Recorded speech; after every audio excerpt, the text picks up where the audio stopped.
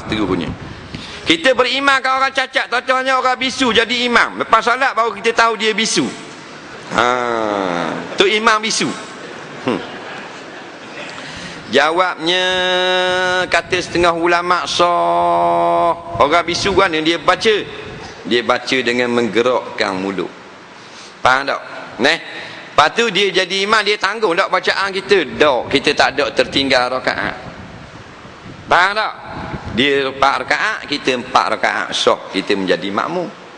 Dia buat gerak mulut dia. Tapi kalau kita ketinggalan rakaat, kita hanya solat subuh dan 1 rakaat, lepas 1 rakaat dia salam, kita naik sama 1 rakaat. Rakaat pertama siapa nak tanggung? Dah dia bisu.